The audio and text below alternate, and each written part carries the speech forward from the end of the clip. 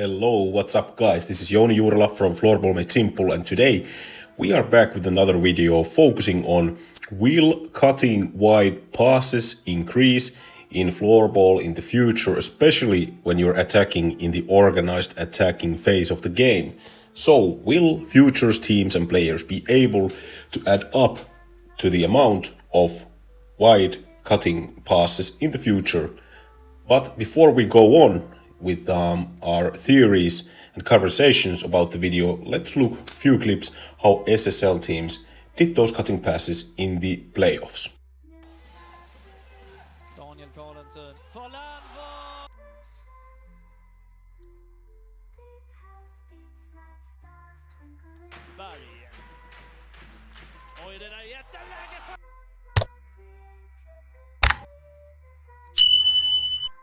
So, then to the statements that I make in these videos, and the first primary statement is that teams will score more goals from wide cutting passes in the future from especially organized attacking moments. I see that these days the attacking players are more skillful on playing those wide cutting passes through organized defensive formations than before, let's say 3 years, 5 years, 10 years from before this moment. I think that players were playing those passes. Yes, in the games sometimes, but not as much from those organized attacking moments, and the decisions were not that wise from other perspectives of the team play and that situation at hand. At the same time, the defensive players and defensive units have become so much better that that is not an easy task to find those proper situations where to pass those cutting passes.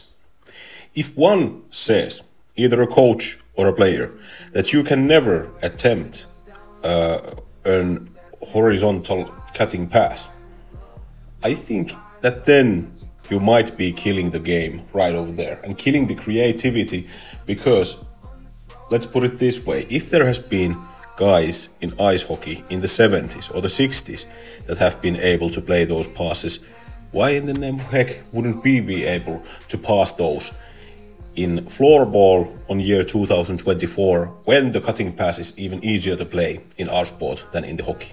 So yes, of course you can play those passes, but there are times and situations where those are wiser to do.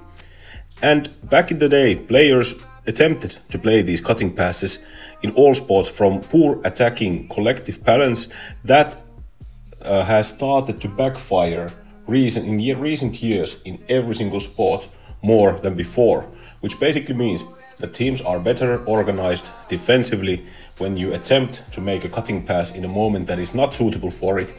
That will cause a worse turnover these days than before. So having the wit and wisdom of when to use those solutions is the key thing here.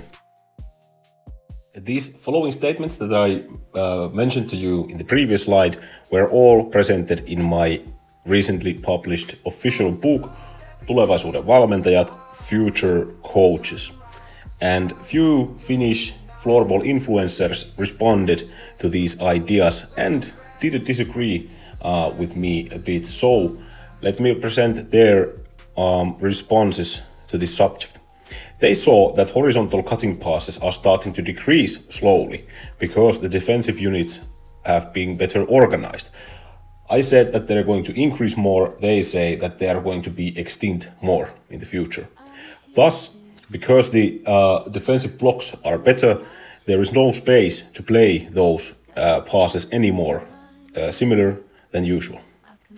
They didn't like how I put in my book the words in one sentence that in the future the abilities of the players will be better on playing these cutting wide passes through the formations.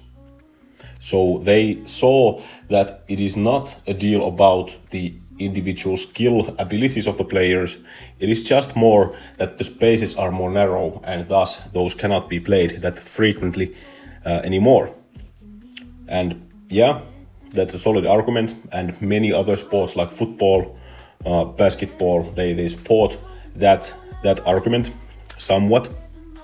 They also stated that cutting wide passes are played mostly in moments of counterattacks when there is more space. And that is also a very simple concept, because when you are counterattacking, there is way more space behind the lowest defenders. So there is more space for the wide passes, and that's the rationalization around that statement of theirs. And this is my response to their response. You are right. The moments when players choose to play the cutting wide passes from a too small or too tight space or a time window are diminishing, because in the top levels of floorball, like it's said many times, that the defensive blocks are so organized and tight that if players attempt to play those passes from foolish angles and too narrow spaces or time windows, those will cause a turnover, and turnovers will make you concede more or the most goals on floorball.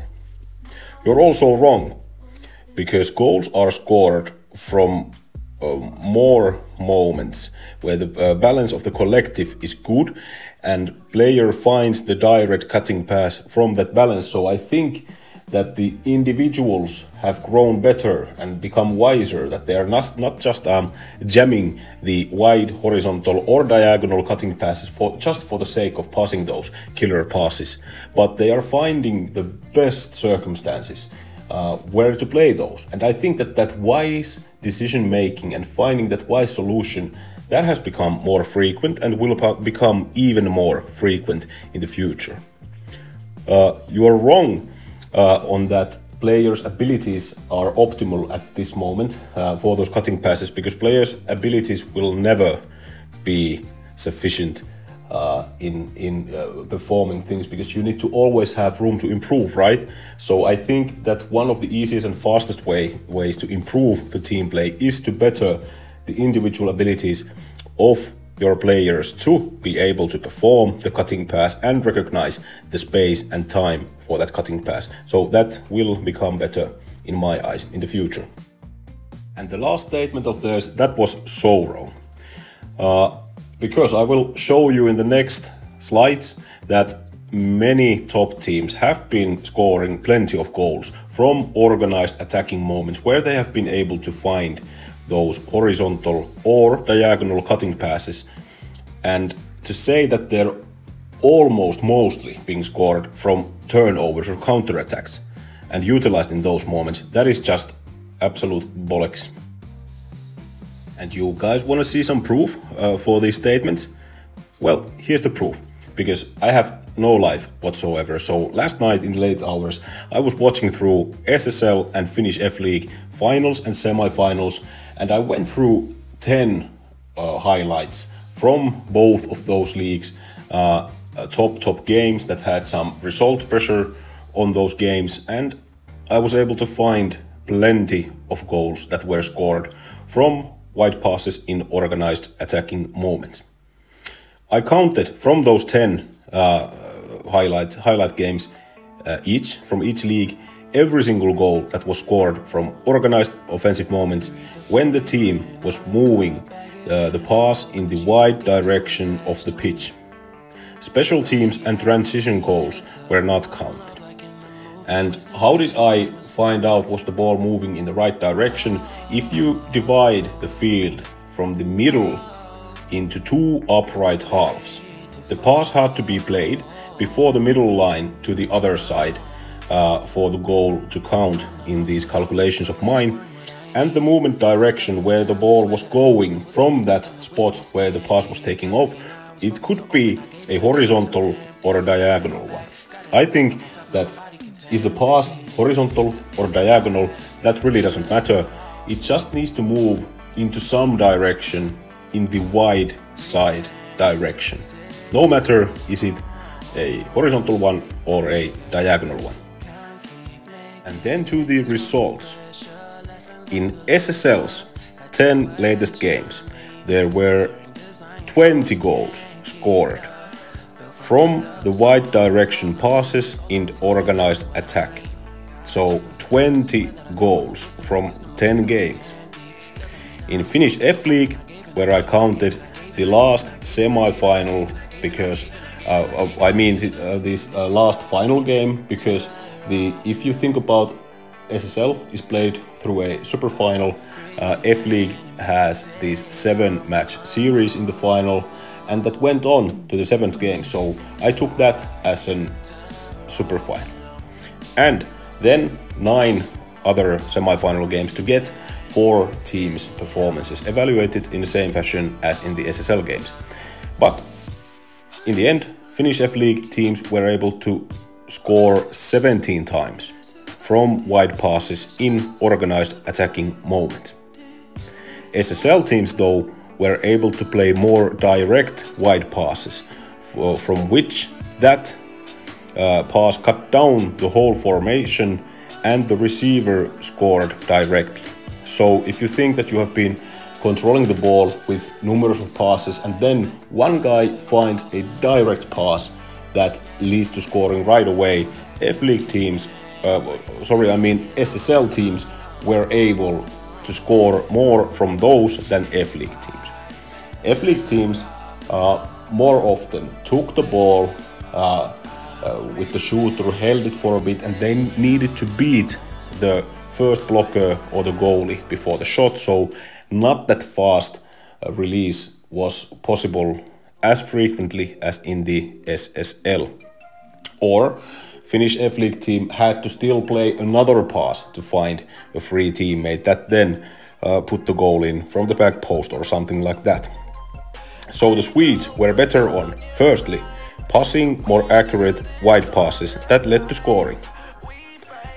Secondly, they were better on finding moments for the fastest possible goal-leading pass.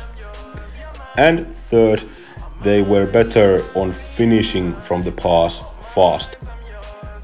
And then we will go through a few examples from SSL teams, how they were able to play those horizontal cutting passes, and you saw a couple of those in the beginning of this video. And later on we will go through examples of the Finnish F-League ones, but note how direct scoring threat the player receiving the ball or the pass was in the SSL examples.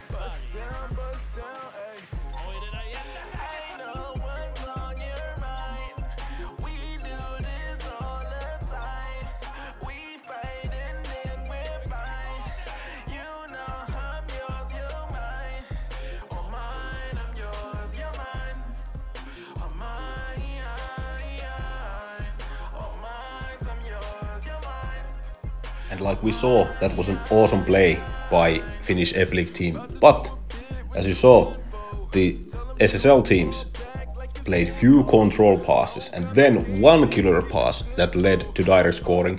Finnish teams most often play few killer passes consecutively before cutting the formation.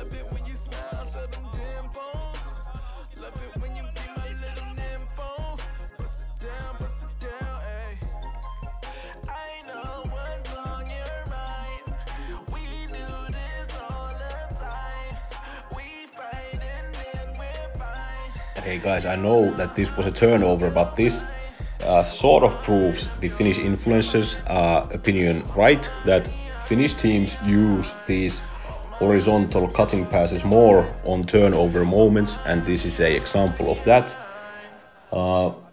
But I think that there would be much more room to improve and utilize those wide cutting passes in organized moments as well.